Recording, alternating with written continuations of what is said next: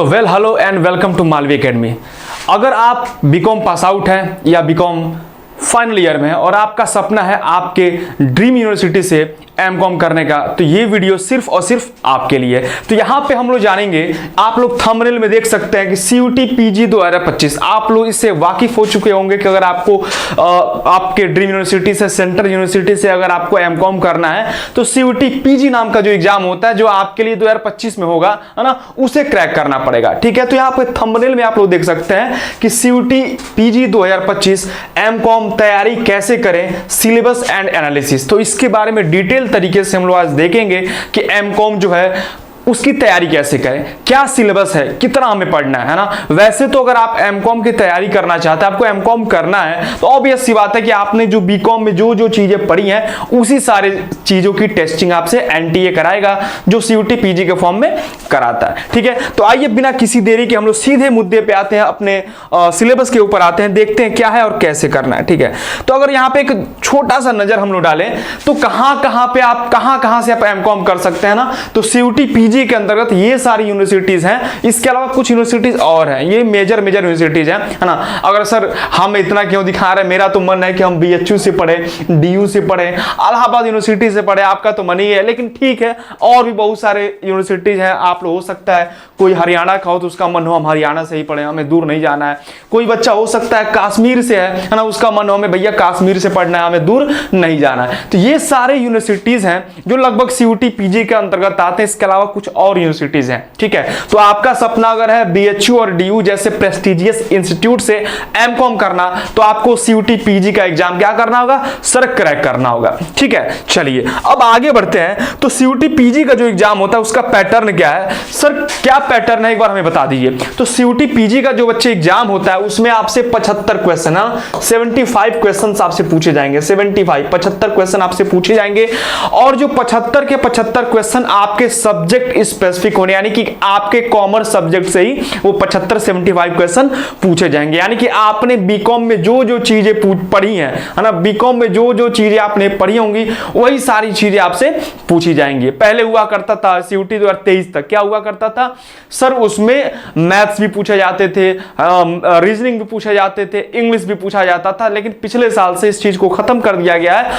अब सिर्फ और सिर्फ 75 क्वेश्चन पूछे जाएंगे जो प्योरली आपके सब्जेक्ट कॉमर्स पे बेस होंगे। ठीक है सर, अब एक जो क्वेश्चन जो होता है वो 4 नंबर का होता है, यानी कि अगर एक क्वेश्चन सही करते हैं तो आपको 4 मार्क्स मिलेंगे। ठीक है, अगर आपका क्वेश्चन हो जाता है गलत, आप जल्दबाजी में कुछ गड़बड़ कर दे रहे हैं, है ना, आपने गलत क्वेश्चन चूज कर लिया, तो क्या होगा सर, 1 नंबर क्या हो जाएगा, डिडक्ट हो जाएगा, माइनस हो जाएगा, है ना। यानी कि 75 क्वेश्चन अगर आप सही करते हैं तो टोटल 300 मार्क्स, यानी 300 मार्क्स का आपका पेपर है। ठीक है, तो ये आपको एग्जाम देना पड़ेगा। आइए देखते हैं, there will be 1 question paper, एक ही क्वेश्चन पेपर आएगा जिसमें 75 क्वेश्चन होंगे और जो आपके सब्जेक्ट पे स्पेसिफिक होंगे, यानी कि आपके कॉमर्स से सारे क्वेश्चंस पूछे जाएंगे। अगला क्या है, all questions will be compulsory, जितने भी क्वेश्चन है वो सारे के सारे कंपलसरी है। ऐसा नहीं है कि आप कुछ क्वेश्चन छोड़ देंगे, नहीं, 75 के 75 क्वेश्चन आपको अटेम्प्ट करना है। अब माइनस मार्किंग है तो वहां पे आपका जो स्व विवेक होता है, जो आपका रेशनल थिंकिंग होता है वो अप्लाई होगा, और उसके बेसिस पे आपको जो सही लगता है वो आप सही करेंगे। जो आपको लगता है कि नहीं सर ये नहीं सही है, ये हमें नहीं आ रहा है, तो उसको आप छोड़ सकते हैं। वो सारा टेक्निक हम लोग क्लासेस के दौरान पढ़ेंगे। तो आइए बिना किसी देरी के हम लोग सिलेबस देख लें। सर क्या है सिलेबस, भैया देखिए इतना अथाह समंदर है, दिख रहा है कितना ज्यादा समंदर है, बहुत ज्यादा, कितने सारे सब्जेक्ट्स हैं, टोटल 24 सब्जेक्ट हैं। अभी मैंने आपको बताया कि 50, यानी कि टोटल 24 सब्जेक्ट। क्या क्या, अकाउंटिंग है, स्टैटिस्टिकल मेथड है, स्टैटिस्टिक्स है, पब्लिक फाइनेंस है, कॉस्ट अकाउंटिंग है, बिजनेस मैथमेटिक्स है, इंश्योरेंस लॉ एंड अकाउंट है, income tax law and account है, ऑडिट है आपका, है ना, इसेंशियल ऑफ मैनेजमेंट है, ऑफिस मैनेजमेंट है, business organisation, business law, company law, selling and advertising, marketing practices and finance, development banking, micro economics, है ना, currency and banking, Indian economic structure, macro economics, trade of India, applied business statistics, law and practice of banking and quantitative economics. देखिए कितना अथाह समंदर है syllabus, है ना। आपको एमकॉम का एंट्रेंस निकालना है और सिलेबस आपके सामने इतना सारा भरा पड़ा, इतने सारे सब्जेक्ट्स हैं। अब सोचिए सर 24 सब्जेक्ट हमको यहां नजर आ रहा है, 24 सब्जेक्ट हैं, है ना, और क्वेश्चन कितने आने हैं सर, 75 क्वेश्चन आने हैं। यानी कि अगर एक सब्जेक्ट से, है ना, 3 क्वेश्चन क्वेश्चन आएगा या 4 क्वेश्चन मान ले तो 24 इंटू 7 कितना होता है सर 76 है ना। तो मान के चल सकते हैं कि सर क्या एक सब्जेक्ट से 3 से 4 क्वेश्चन आते हैं क्या? नहीं, ऐसा बिल्कुल नहीं है ना, ऐसा बिल्कुल नहीं है। अब इन 24 सब्जेक्ट, जो भी 24 सब्जेक्ट हमने देखा, इनमें से कुछ सब्जेक्ट है जिसमें से 7-8 क्वेश्चन आ जाते हैं, 6-7 क्वेश्चन आ जाते हैं। कुछ ऐसे सब्जेक्ट है जिनमें से क्वेश्चन बने ही नहीं है, पिछले 2-3 साल से एक भी क्वेश्चन नहीं आया। कुछ ऐसे सब्जेक्ट है जिसमें से 1 क्वेश्चन 2 क्वेश्चन आता है, यानी कि कुछ सब्जेक्ट ऐसे हैं जिनका वेटेज बहुत ज्यादा है, कुछ ऐसा सब्जेक्ट है जिसका वेटेज 9 के बराबर है या बहुत कम है। तो सर हम लोग किस तरीके से पढ़ेंगे? हम लोग क्या करेंगे, पूरे सारे चीजों को डिटेल में पढ़ेंगे, है ना, सारे चीजों को डिटेल में पढ़ेंगे। पूरा पर्याप्त समय, एग्जाम क्या होगा अगले साल लगभग मार्च के आसपास, पिछले बार हुआ था, इस बार मार्च के आसपास हुआ था, तो अगले साल भी उम्मीद है कि मार्च के आसपास हम लोग लेके चले, तो समय हम लोग के पास पर्याप्त है। अगर आज ही से हम लोग तैयारी शुरू कर देते हैं तो समय पर्याप्त है। तो सारे चीजों को डिटेल में पढ़ेंगे। अब जो ज्यादा इंपॉर्टेंट है उस पर ज्यादा ध्यान देंगे, जो कम इंपॉर्टेंट है उस पर थोड़ा सा कम ध्यान दे देंगे, है ना। पढ़ेंगे हम लोग सब, कुछ भी छोड़ के नहीं जाएंगे, ठीक है। अब एक एक करके सारे सिलेबस हमने देख ले क्या, है ना। अब ये तो आप लोग पढ़ ही लेंगे भैया, एमकॉम के बच्चे हैं आप लोग, है ना, एमकॉम आपको करना है, तो एक एक चीज को अगर ज्यादा डिटेल में बताएंगे तो भैया क्या हो जाएगा, समय पूरा आपको ये अवेलेबल हो जाएगा, है ना। आप देख सकते हैं क्या है। चलिए थोड़ा सा आपको बता दें इसेंशियल ऑफ मैनेजमेंट में क्या है। कुछ चीजें जो आपने बीकॉम में पढ़ी हैं वो सारी चीजें हैं, और कुछ चीजें क्या है जो क्लास 12th में जो बिजनेस स्टडीज का जो चैप्टर हुआ करता था, है ना, बिजनेस स्टडी जो हुआ करता था वहां से। अब क्या है देख लेते हैं, nature, scope and function of management, यहां से क्वेश्चन पूछे जाते हैं। या पिछले बार अभी जो CUT 2024 हुआ था वहां पे यहीं से क्वेश्चन आया था, इवैल्यूएशन ऑफ मैनेजमेंट थॉट, यानी कि मैनेजमेंट के जितने भी फिलॉसफी है, जितने भी थ्योरी है, कैसे आया है, neo classical theory, classical theory, है ना, एल्टन मायो के बारे में, आपके FW टेलर के बारे में, फ्योल के बारे में, मैक्स वेबर के बारे में, यहां से क्वेश्चन इसी बार बना है ना। तो ये क्वेश्चन इंपॉर्टेंट है।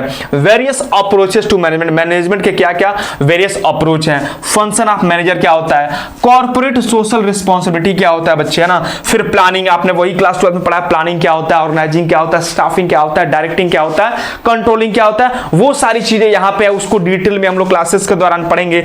उसके अलावा कुछ चीजें और क्या है, जैसे कि मैनेजमेंट बाय एक्सेप्शन क्या होता है ना, इससे क्वेश्चन पूछे जाते हैं। MBO मैनेजमेंट बाय ऑब्जेक्टिव क्या होता है, इससे क्वेश्चन पूछे जाते हैं। और एक और इंपॉर्टेंट छोटा सा टॉपिक इसमें और है क्या, आपका डिसीजन मेकिंग थ्योरी, वहां से क्वेश्चन पूछे जाते हैं। तो ये डिटेल सिलेबस है, इसको आप लोग देखेंगे, है ना। चलो अब हम लोग आगे बढ़े तो ऑफिस मैनेजमेंट, ये भी इंपॉर्टेंट काफी है। यहां से भी पिछले 2 सालों में क्वेश्चन यहां से नहीं पूछे जाते थे, 1 क्वेश्चन 2 क्वेश्चन ऐसा पूछा जा रहा था, लेकिन अभी रिसेंटली 2024 में जो एग्जाम हुआ है ऑफिस मैनेजमेंट से 4 क्वेश्चन पूछे गए। हमेशा सब कुछ इसको छोड़ के जाते थे, ऊपर से देख के जाते थे, लेकिन 2024 में इसका वेटेज अगेन फिर बढ़ गया।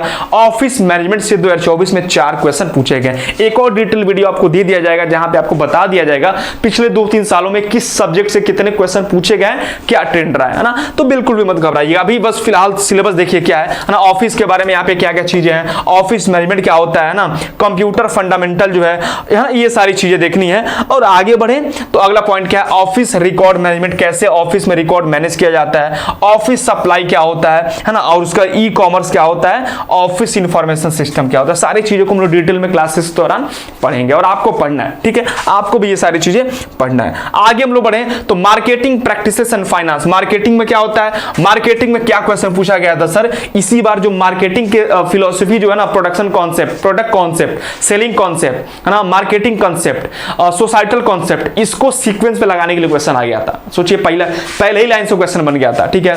तो ये मार्केटिंग के बारे में बेसिक सा है। उसके बाद कंज्यूमर बिहेवियर क्या होता है ना, प्रोडक्ट प्राइस प्लेस प्रमोशन ये क्या होता है ना, ये सारी चीजें, प्रोडक्ट प्राइस प्लेस प्रमोशन हो गया, डिस्ट्रीब्यूशन चैनल हो गया, यहां से क्वेश्चन पूछे जाते हैं। उसके बाद आगे बढ़े तो बिजनेस ऑर्गेनाइजेशन, अगेन काफी छोटा, यहां से क्वेश्चन अभी तक देखने को नहीं मिल रहा है, एक आध क्वेश्चन देखने को मिल रहा है। इसमें क्या कि डिफरेंट तरीके के बिजनेस क्या क्या होता है, प्राइमरी एक्टिविटी, सेकेंडरी एक्टिविटी, ये सारी चीजें, है ना। इसके सोल प्रोप्राइटरशिप क्या होता है, पार्टनरशिप क्या होता है, कंपनी क्या होता है, ये बेसिक जो आपने पढ़ा है वही सारी चीजें। कुछ चीजें नया इसमें आ गया है, जैसे कि आपका ये आपने बीकॉम में पढ़ा होगा क्या, प्रोडक्शन मैनेजमेंट क्या होता है, रेशनलाइजेशन और कॉम्बिनेशन क्या होता है, अगेन काफी इंपॉर्टेंट है ना। उसके बाद आगे हम लोग बढ़े तो ऑर्गेनाइजेशन के बारे में, लाइन एंड स्टाफ ऑर्गेनाइजेशन क्या होता है, स्पैन ऑफ कंट्रोल क्या होता है, डेलीगेशन ऑफ अथॉरिटी क्या होता है, डिसेंट्रलाइजेशन क्या होता है। अगला क्या है, प्रोड्यूस एंड स्टॉक एक्सचेंज, इसके बारे में क्वेश्चन पूछा जा रहा है आपसे। आगे बढ़ते हैं, अब बहुत ज्यादा डिटेल में डिस्कस करेंगे तो वीडियो हो जाएगा बहुत लंबा और आपको भी नहीं पसंद आएगा। तो सिलेबस आपके सामने है, आप लोग पढ़ लीजिएगा और सिलेबस एक बार आपको हम दिखा देते हैं, उसके बाद डिटेल डिस्कशन कर लेंगे कि क्या स्ट्रेटेजी हमें फॉलो करना है जिससे कि हम लोग एग्जाम को अच्छे से टैकल करता है। बिजनेस लॉ में कॉन्ट्रैक्ट एक्ट आपका आ जाएगा, एएनसी आ जाएगा, सेल ऑफ गुड एक्ट आ जाएगा, पार्टनरशिप है, नेगोशिएबल इंस्ट्रूमेंट एक्ट है ना। उसके बाद आपका अगेन बहुत इंपॉर्टेंट है क्या, फेमा एक्ट, ये आप लोग देख लेंगे। आगे हम लोग बढ़े तो ऐसे ही कंपनी लॉ है, कंपनी के बारे में सारा चीज, कंपनी, उसका स्टेप, इशू, प्रोस्पेक्टस, ये सारी चीजें हैं, है ना। सेक्रेटरियल प्रैक्टिस क्या होता है, मीटिंग और प्रोसीडिंग, इन सारी चीजों से, है ना, जितने मीटिंग्स है, एजेंडा क्या होता है, प्रॉक्सी क्या होता है, वो सारी चीज आप यहाँ पे देख सकते हैं। आगे हम लोग बढ़े तो सेलिंग एडवर्टाइजिंग, ये क्या है, ये भी एक तरीके से मार्केटिंग का ही पार्ट है ना। कुछ कुछ चीजें एक्स्ट्रा इसमें है जिसको हम लोग पढ़ेंगे क्लासेस के दौरान। चलो आगे हम लोग बढ़ जाएं, वही एडवर्टाइजिंग बजट क्या होता है, एडवर्टाइजिंग मीडिया क्या होता है, ये सारी चीजें हैं। उसके बाद हम लोग माइक्रो इकोनॉमिक्स, अगेन आपने क्लास 12 में पढ़ा होगा, वही सारी चीजें, लगभग वही सारी चीजें हैं। उसके अलावा कुछ छोटे मोटे टॉपिक और ऐड हो गए हैं जिसको हम लोग देखेंगे क्लासेस के दौरान, है ना। इकोनॉमिक्स होता क्या है, यूटिलिटी एनालिसिस क्या होता है, प्रोडक्शन क्या होता है, कॉस्ट क्या होता है, प्राइसिंग फैक्टर्स क्या होता है, ये सारा चीज इकोनॉमिक्स में। फिर करेंसी बैंकिंग, ये भी आपने बीकॉम में पढ़ा होगा, है ना। मनी के डिफरेंट फॉर्म्स क्या होते हैं, है ना। डिफ्लेशन क्या होता है, इन्फ्लेशन क्या होता है, नोट इशू क्या होता है, मॉनेटरी स्टैंडर्ड क्या होता है, ये सारा चीज। उसके बाद credit control, credit creation, central government की policies, function of commercial bank, commercial bank के फंक्शन क्या है, फॉरेन एक्सचेंज रेट, ये सारा चीज आपका यहां से पूछा जाएगा। अगला क्या, अकाउंटिंग, अकाउंटिंग आपने पढ़ा होगा बीकॉम के दौरान, उसमें क्या है आपका बेसिक अकाउंटिंग और इंट्रोडक्शन पूछा जाएगा, है ना। सारा पार्टनरशिप वगैरह जो आपने पढ़ा है वो है। फिर एब्जॉर्प्शन कॉस्ट, एब्जॉर्प्शन अकाउंट है, इसमें अमलगमेशन हम लोग पढ़ते हैं, रिकंस्ट्रक्शन पढ़ते हैं, लिक्विडेशन पढ़ते हैं। फिर हायर परचेज और इंस्टॉलमेंट सिस्टम है, और उसके बाद ब्रांच अकाउंट, यानी कि ये सारी चीजें आपने बीकॉम में कहीं ना कहीं पढ़ी हैं, तो वही चीजें पूछी जाएंगी आपसे, ठीक है। चलो आगे हम लोग बढ़े तो स्टैटिस्टिकल मेथड से आपका वही स्टैटिस्टिक्स, बेसिक स्टैटिस्टिक्स क्या होता है, लॉ ऑफ स्टैटिस्टिकल रेगुलरिटी क्या होता है, लॉ ऑफ इनर्शिया क्या होता है, प्रोबेबिलिटी क्या होता है, सैंपलिंग क्या होता है, मेथड ऑफ स्टैटिस्टिकल इंक्वायरी क्या होता है, classification, tabulation, measure of central tendency, जिसके अंदर मीन, मोड, मीडियन आप लोग देखेंगे, है ना। डिस्पर्जन, स्क्यूनेस देखेंगे, कोरिलेशन देखेंगे, रिग्रेशन देखेंगे और इंटरपोलेशन देखेंगे, ये सारी चीजें हैं, ठीक है। अब जिसको पूरा नहीं देखना है वो वीडियो के अंत में देखेगा, वहां पे आप लोगों के लिए बेहद जरूरी और इंपॉर्टेंट इंफॉर्मेशन हम देंगे, है ना। ये सिलेबस पब्लिक फाइनेंस में भी अगेन उसी तरीके की चीजें हैं, उसको हम लोग डिस्कस करेंगे। कॉस्ट अकाउंटिंग है आपका, है ना, जो आपने बीकॉम में पढ़ा है वो कॉस्ट अकाउंटिंग है। फिर आगे बढ़े, बिजनेस मैथमेटिक्स है, यहां से एक क्वेश्चन पूछे जाते हैं, इसको भी पढ़ाया जाएगा, ये भी आप लोग पढ़ेंगे, बिजनेस मैथमेटिक्स, ठीक है। आगे हम लोग अगेन बढ़े तो क्या है, वही लीनियर, यहां से यहीं से क्वेश्चन पूछा गया था, लीनियर प्रोग्रामिंग से ही क्वेश्चन पूछा गया था। आगे हम बढ़े इंश्योरेंस एंड लॉ, ये भी बहुत इंपॉर्टेंट है, 3-4 क्वेश्चन यहां से भी पूछे जाते हैं, ठीक है। तो यहां से भी हम लोग देखेंगे, जिसमें लाइफ इंश्योरेंस क्या होता है, फायर इंश्योरेंस क्या होता है, बेसिक्स जो इंश्योरेंस के हैं वो सारा चीज हम लोग देखेंगे, बेसिक कंपोनेंट, है ना। फिर income tax law, income tax बहुत इंपॉर्टेंट है। यहाँ पे आपका हेड ऑफ इनकम जो 5 हेड है ना, सैलरी हो गया, हाउस प्रॉपर्टी हो गया, पीजीबीपी हो गया, इनकम फ्रॉम अदर सोर्स हो गया, वहां से क्वेश्चन पूछा जाता है। बेसिक जो कॉन्सेप्ट है कि इनकम टैक्स कब आया था, एग्रीकल्चर इनकम क्या होता है, असेसमेंट ईयर क्या होता है, प्रीवियस ईयर क्या होता है, टैक्स इवेजन क्या होता है, टैक्स अवॉइडेंस क्या होता है, टैक्स प्लानिंग क्या होता है, यहां से काफी अच्छे क्वेश्चन पूछे गए हैं ना। उसके बाद हम लोग देखेंगे तो टोटल इनकम कैसे निकालते हैं इंडिविजुअल का, और डीम्ड इनकम क्या होता है, वो सारी चीजें। कंटेम्पररी ऑडिट, ऑडिट से क्वेश्चन आपके काफी पूछे जा रहे हैं ना, तो ऑडिट के सारे सिलेबस यहां पे है। आगे हम बढ़े, इंडियन इकोनॉमिक स्ट्रक्चर, तो उसका सिलेबस ये रहा, यहां से क्वेश्चन आपके पूछे जाते हैं, ठीक है। फिर आगे बढ़े मैक्रो इकोनॉमिक्स, अगेन आपने पढ़ा होगा, नेशनल इनकम पढ़ा होगा, है ना, कीन्स का डिमांड वगैरह पढ़ा होगा, वो सारा वहां से क्वेश्चन पूछा जाता है, ठीक है। ये रहा आपका मार्जिनल इफिशियंसी कैपिटल और थ्योरी ऑफ इन्फ्लेशन, वो आप लोग देख लेंगे, है ना। ट्रेड ऑफ इंडिया, इसमें क्या होता है, कुछ थ्योरीज हैं, मर्केंटिलिज्म थ्योरी हो गया, है ना, एब्सोल्यूट एडवांटेज थ्योरी, ये आपने बीकॉम में कहीं ना कहीं पढ़ा होगा, ठीक है। तो वो सारी चीजें यहाँ पे ट्रेड ऑफ इंडिया, यहाँ से भी इक्का दुक्का एक आध क्वेश्चन पूछे जाते हैं, ज्यादा इस पे जोर नहीं दिया गया है अभी तक एनटीए के द्वारा, ठीक है। चलो आगे हम लोग बढ़े तो अप्लाइड एंड बिजनेस